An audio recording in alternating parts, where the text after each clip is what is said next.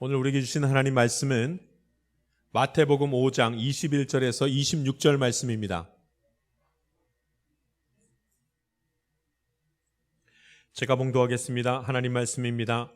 옛 사람에게 말한 바 살인하지 말라, 누구든지 살인하면 심판을 받게 되리라 하였다는 것을 너희가 들었으나 나는 너희에게 이르노니 형제에게 노하는 자마다 심판을 받게 되고 형제를 대하여 나가라 하는 자는 공회에 잡혀가게 되고 미련한 놈이라 하는 자는 지옥불에 들어가게 되리라. 그러므로 예물을 제단에 드리려다가 거기서 내 형제에게 원망 들을 만한 일이 있는 것이 생각나거든 예물을 제단 앞에 두고 먼저 가서 형제와 화목하고 그 후에 와서 예물을 드리라. 너를 고발하는 자와 함께 길에 있을 때에 급히 사화하라. 그 고발하는 자가 너를 재판관에게 내어주고 재판관이 옥리에게 내어 주어 옥에 가둘까 염려하라. 진실로 내게 이르노니 내가 한 푼이라도 남김이 없이 다 갚기 전에는 결코 거기서 나오지 못하리라. 아멘. 함께 말씀 나누겠습니다. 마태복음 5장 21절에서 26절 말씀입니다. 하나님 말씀의 겉과 속이란 제목으로 말씀 나누겠습니다. 하나님 말씀의 겉과 속이란 제목으로 주의 말씀 나누겠습니다. 여러분, 하나님의 은혜를 경험하는 것은 말씀에 순종할 때 나타나는 일입니다.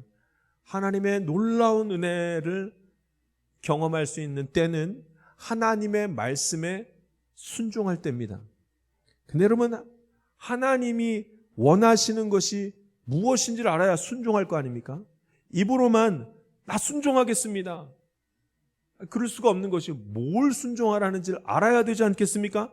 하나님의 뜻이 무엇인지 그 숨은 뜻을 알아야지 오해 없이 제대로 하나님의 말씀에 순종할 수 있지 않겠습니까?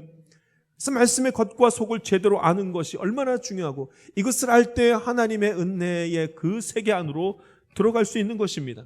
그래서 예수님께서 이제 오늘 말씀을 전하시는데 우리 지난주에 함께 말씀 나누었던 것처럼 율법을 폐하러 온 것이 아니라 율법을 완성하러 오셨다는 말씀을 합니다. 그리고 완성한다는 말이 무슨 말씀인가?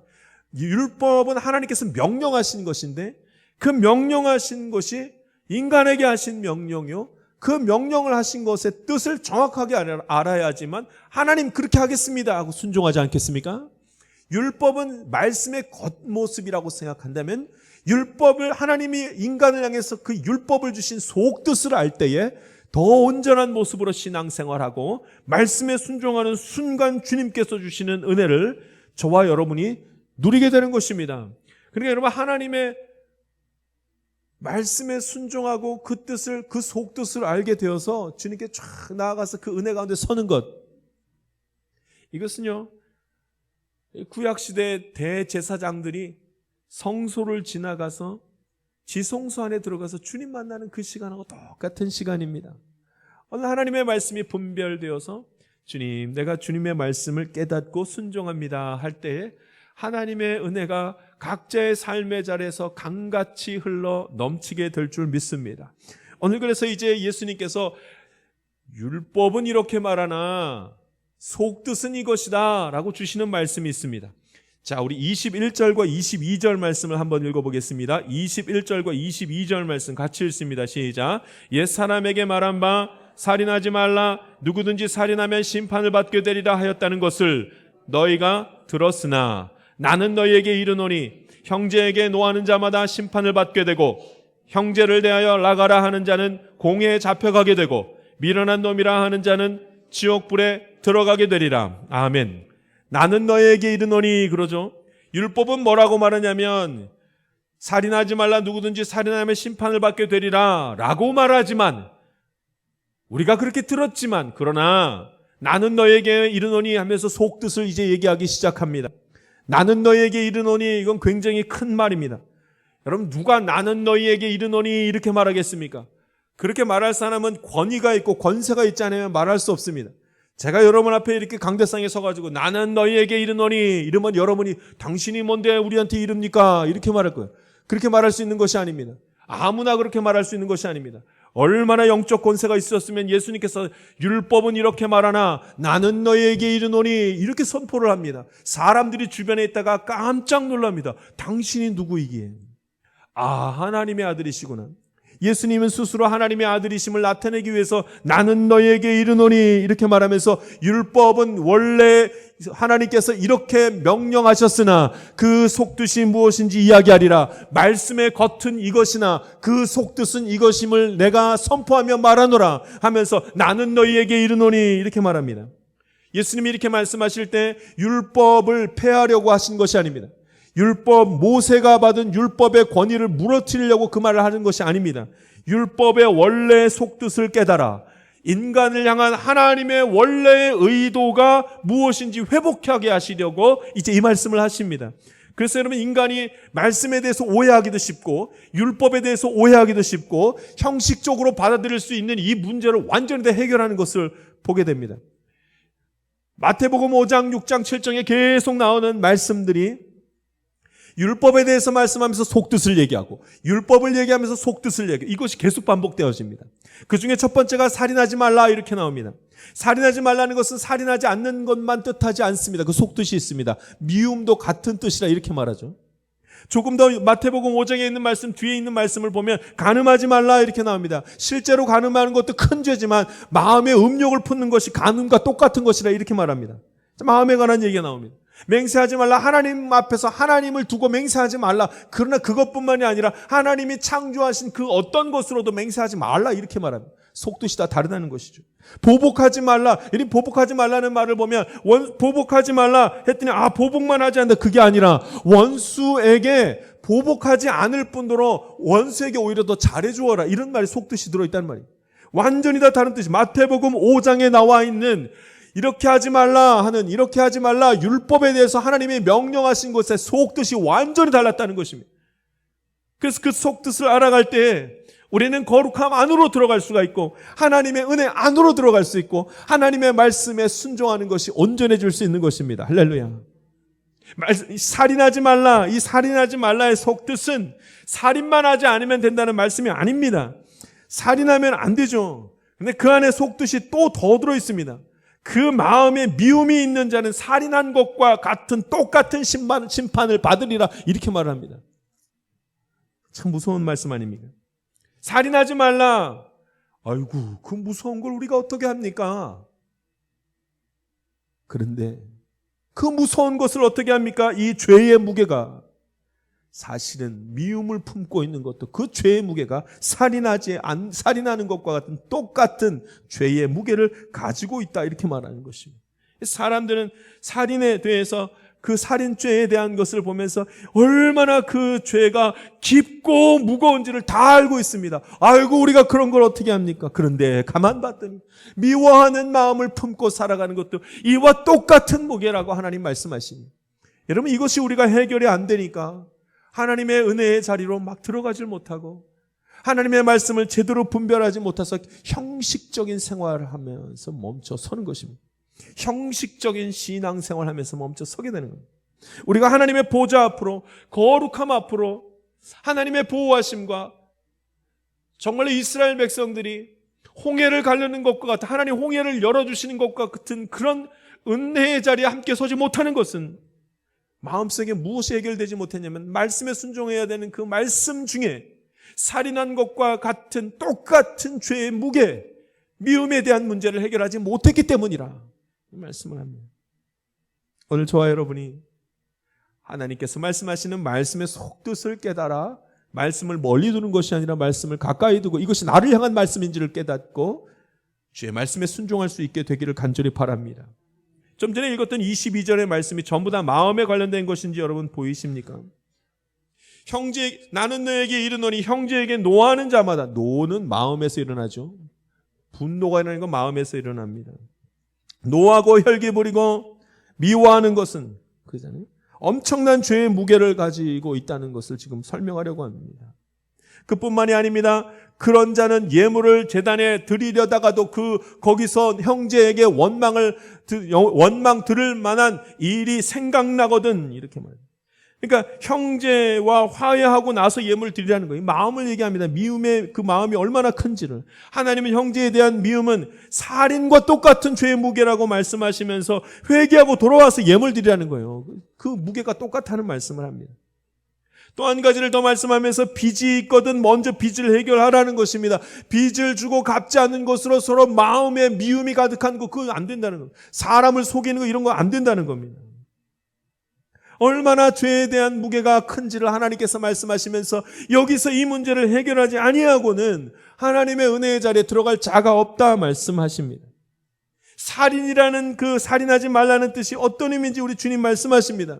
우리는 지금 말씀의 겉과 속이 그것을 구분하지 못하고 그것을 해결하지 못하면 도대체 하나님의 은혜의 자리에 설 수 없다고 말합니다. 여러분 살인하지 말라 그랬더니 저는 그것과 상관없어요. 난 살인 안 했어요. 그 말씀을 멀리할 수밖에 없습니다. 근데 그 뜻이 아니라는 거예요. 말씀의 겉만 바라보게 되면 그 말씀이 나와는 아무 상관이 없는 것처럼 느껴지기 시작합니다. 그러나 살인이 미움과 혈기와 원한을 만드는 일과 같은 것이라는 것을 안다면 우리는 이 죄에서 누구도 벗어날 수 없습니다. 살인하지 말라. 주님 어찌하면 좋겠습니까? 내 안에 미움이 가득합니다. 내가 왜 하나님의 은혜를 누리지 못하는가? 왜 나는 하나님께서 주시는 그 평안을 경험하지 못하는가? 왜 절대 주권자이신 하나님이 나의 아버지이신 것을 이렇게도 받아들이기가 힘든가? 말씀을 깨닫지 못해서 그렇습니다. 말씀의 겉과 속을 제대로 이해하지 못하면 그 은혜의 자리로 나아가지도 못하고 믿음에 대한 확신도 고백도 할 수가 없습니다. 그러니까 이 죄에 대한 말씀, 죄의 무게에 대한 말씀, 살인하지 말라. 여러분 여러 가지 지금 뭐 하지 말라 중에서 가장 크게 자극적으로 와 닿는 것은 살인하지 말라 합니다. 얼마나 무서운 얘기입니까? 그 무서운 얘기가 저와 여러분이 똑같이 저지르고 있는 죄의 모습인데 우리는 이 말씀을 듣고도 이것은 나와 상관없습니다. 이 말씀은 나하고 너무나 먼 말씀입니다 하고 말씀을 밀어낼 때가 더 많이 있습니다. 사단이 하는 일 중에서 가장 잘하는 일, 사단이 가장 많이 하는 일은 우리의 죄를 아주 가볍게 여기고 죄가 아닌 것으로 만들어버리는 일을 합니다. 살인죄만 크게 느껴지게 하고 미움이나 혈기나 다른 사람에게 분노를 일으키는 일을 하면서도 이거 아무렇지도 않게 여기게 만드는 것이 사단이 하는 일들입니다. 예수님은 이제 그 죄의 무게가 얼마나 큰지를 우리에게 말씀하면서 말씀의 겉과 속을 잘 깨달아 말씀의 겉과 그 속을 나누게 하는 그 경계선에 죄가 있다는 것을 계속 말씀하십니다. 내가 살인에 대한 그 죄의 그 무게를 하나님 앞에 고백하지 아니하고서는 우리 중에 이 죄에 대한 문제를 마음에 품지 않고서는 하나님께로 나아갈 수가 없습니다. 하나님 나라를 마음에 이룰 수가 없습니다. 우리 중에 미워하는 마음이 없는 사람이 없고 미움을 일으키게 하는 일을 하지 않은 사람이 없기에 이제 주님 앞에 같이 말씀을 붙들고 주님 내 안에 분노가 있고 미움이 있으니 오늘 이 자리에서 이 부분을 예수님의 보혈로 해결할 수 있도록 도와주시옵소서. 저와 여러분이 기도할 수 있는 시간 갖기를 간절히 바랍니다. 내가 죄인인 것을 하나님 인정하라는 말을 합니다. 내가 죄인인 것을 인정하되 조금 죄인이라는 것이 아니라 엄청난 죄인이라는 것을 인정하라는 겁니다. 그것을 인정하게 될 때에 주님 앞에 나아가는 자, 그 죄인된 모습으로 주님 앞에 나아가는 자가 다시 살 것이며 은혜의 장중 아래 붙들림을 받을 것이라 말씀을 하고 있습니다. 그래서 오늘 말씀을 들여다보면 살인하지 말라. 살인하게 되면 심판에 이르게 될 것이라 말씀하면서 죄인임을 인정하라는 말씀을 그 속뜻으로 줍니다. 죄인임을 인정하라. 그 인정하게 될 때 어떤 죄의 모습을 인정해야 되는지를 이제 세 가지를 인정해야 되는 것을 말씀합니다. 죄는 마음과 생각에 머문다는 사실을 인정하라는 겁니다. 죄는 우리의 마음과 생각에 머문다는 사실을 인정하라는 겁니다. 좀 전에 우리 함께 말씀을 읽었습니다. 형제에게 노하는 자마다 심판을 받되, 그 심판이 여러분 살인하는 죄의 심판과 똑같은 심판입니다. 노하는 자마다 심판을 받되, 형제를 대하여 라가라 하는 자, 여러분 라가라는 자는 앞에다 놓고 막 욕하는 겁니다.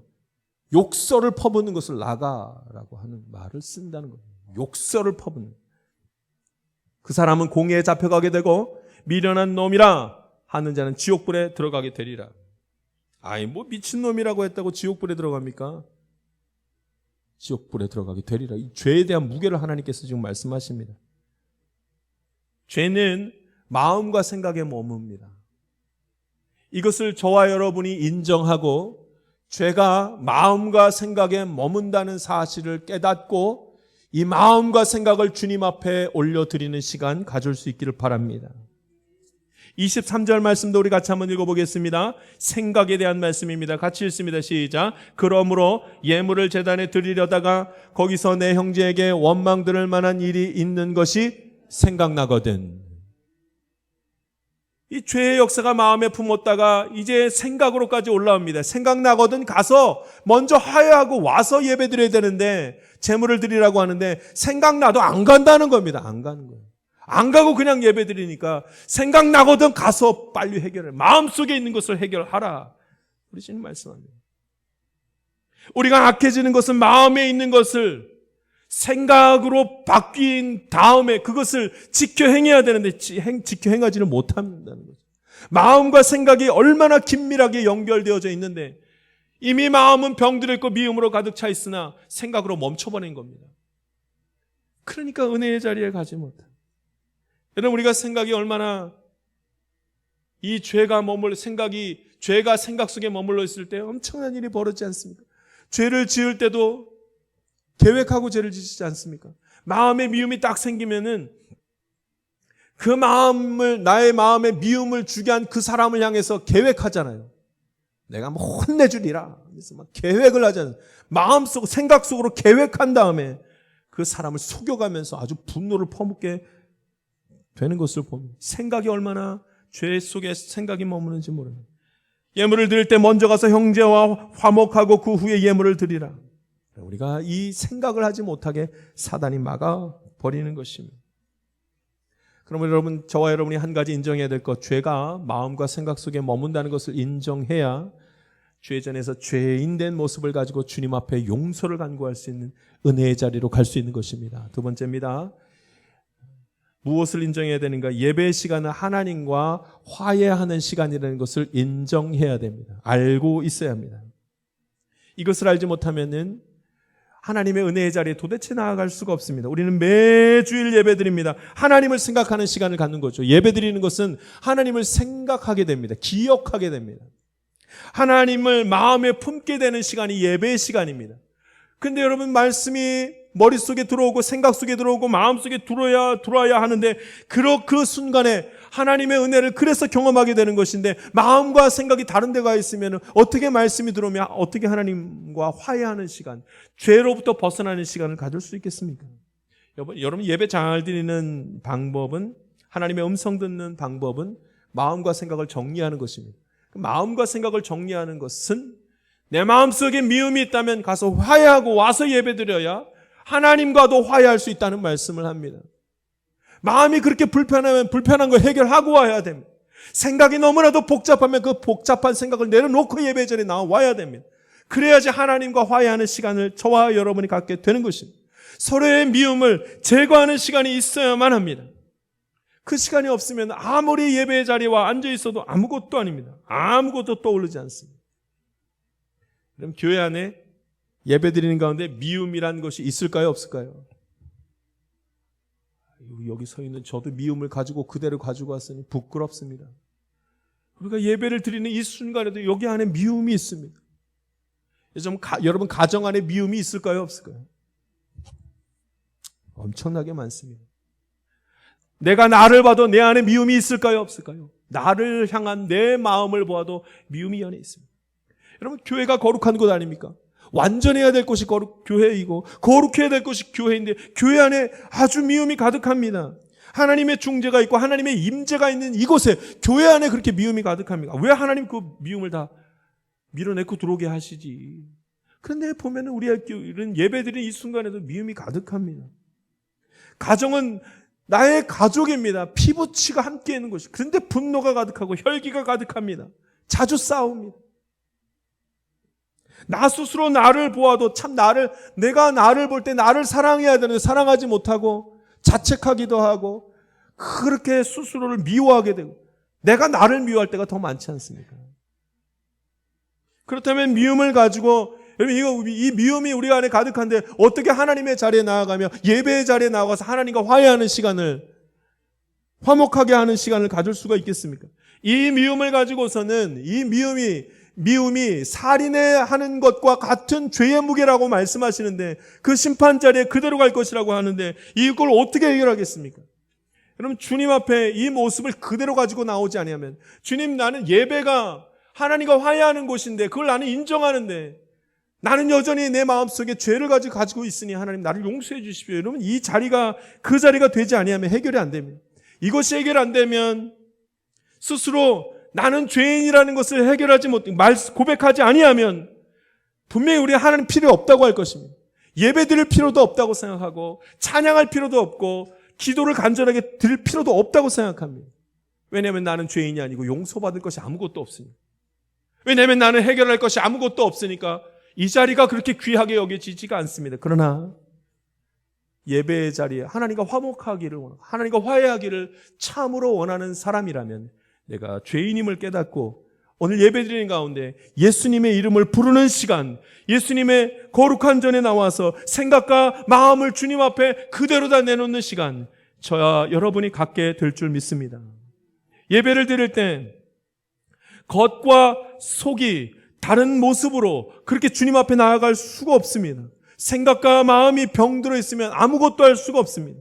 오늘 저와 여러분이 예수님의 이름을 부르면서 그렇게 거룩한 주의 전의 자리에 나아가 하나님과 화해하는 시간, 하나님 만나는 시간 갖기를 간절히 바랍니다.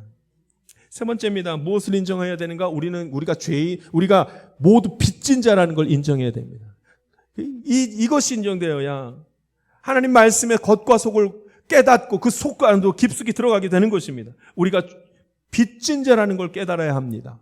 25절 말씀, 26절 말씀 같이 한번 읽겠습니다. 같이 읽습니다. 시작.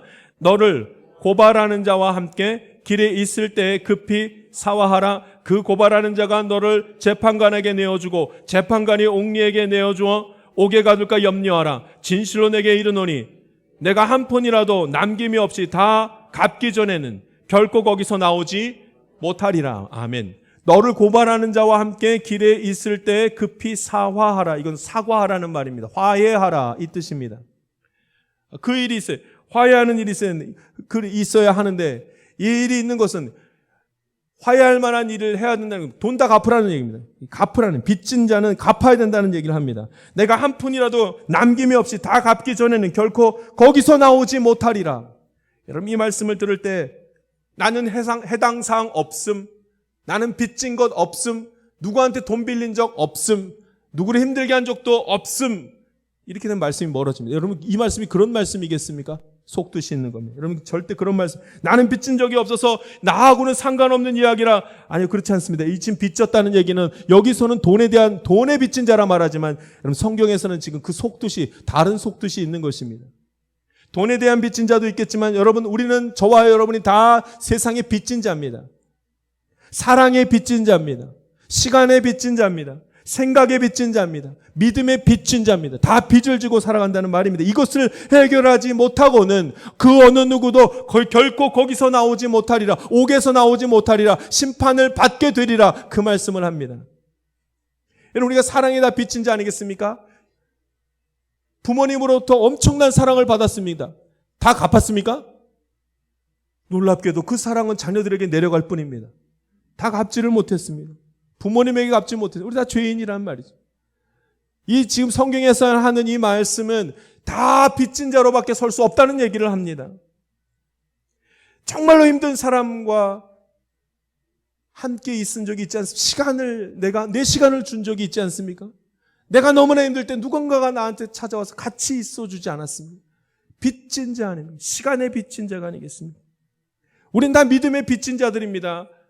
어느 누구도 한 번도 본 적도 없는 선교사님들이 와서 이 땅 가운데 복음을 전한 다음에 우리가 예수 믿게 되었습니다. 믿음이 생겼습니다. 본 적도 없는 분들, 그분들 때문에 우리가 믿음이 생긴 것입니다. 근데 그분에게 그 빚을 갚은 적이 없습니다. 본 적도 없기 때문에. 그분 다 돌아가시고 없으셨어요. 믿음의 빚진 자들입니다. 갚을 수가 있겠습니까? 갚지 못합니다. 오늘 성경에는 갚지 못하면 결코 거기서 나오지 못하리라 했으니 여러분, 여기에 우리가 벗어날 자가 아무도 없습니다. 어떻게 여기서 벗어날 수가 있겠습니까? 여기서 벗어날 수 있는 방법은 내가 죄인임을 하나님 앞에 고백하고 주께 용서함을 받지 아니하고서는 여기서 벗어날 수가 없습니다. 여러분, 은혜의 자리로 나아가기 위해서는 이 세 가지를 반드시 인정해야만 합니다. 이 죄가 미움과 생각 속에 머문다는 사실을 인정해야만 합니다. 예배는 하나님과 화해가 있어야 하는 자리라는 것을 인정해야 됩니다. 우리가 다 빚진 자로 섰다는 것을 인정해야 됩니다. 믿음으로 말씀으로 살아가는 것은 이것을 인정할 때에만 가능합니다. 오늘 저와 여러분이 하나님의 은혜의 자리에 가는 놀라운 은혜, 거룩함의 자리에서 주의 평안함을 누릴 수 있는 사람들 되기를 간절히 바랍니다. 이 세 가지를 인정할 때 그런 자리에 서게 되는 것입니다. 여러분, 근데 왜 예수님께서 많은 명령 중에 첫 번째로 살인하지 말라는 말씀을 하셨을까요? 죄의 무게가 얼마나 큰지를 깨닫게 하기 위함입니다. 우리는 살인죄는 크게 느껴지고 마음의 미움이 있는 것은 작게 느껴집니다. 그래서 하나님은 그것이 아니라 똑같이 죄의 무게가 엄청난 것이라는 것을 말씀하고 있습니다. 그래서 이 얘기를 먼저 합니다. 그럼 누가 하나님 나라에 들어가겠습니까? 죄가 있는 자입니까? 죄가 없는 자입니까? 하나님 나라에 들어가는 자는 죄가 없는 자입니다. 죄가 없는 사람이 어디 있습니까? 그래 예수님의 이름을 부르고 예수님이 사해 주시면 하늘나라 가는 것입니다. 근데 여러분, 우리는 자꾸 하나님 나라에 들어가는 것조차도 나는 하나님 작은 죄를 졌잖아요.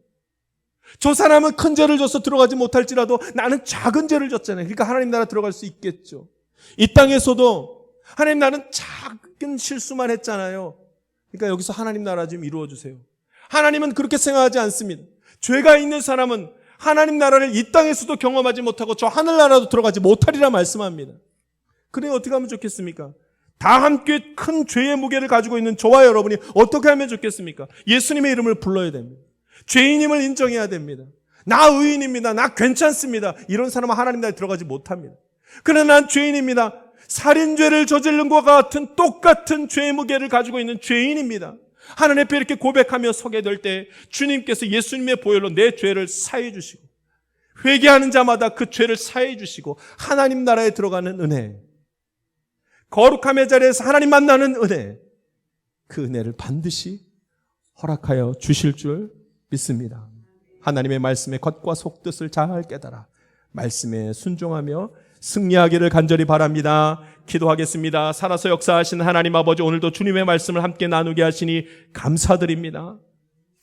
아버지 하나님, 하나님의 말씀에 순종하기를 원하나 그 뜻을 알지 못하여 방황하지 아니하게 하시고, 아버지 하나님 내 마음을 바라보게 하시고 예배의 자리를 바라보게 하시고 삶 가운데 빚진 자의 모습인 것을 바라보게 하셔서 하나님의 귀한 뜻을 분별하여 주의 말씀대로 살아가며 은혜의 자리에 다 서게 하여 주시옵소서. 감사드리며 예수님의 이름으로 기도하옵나이다.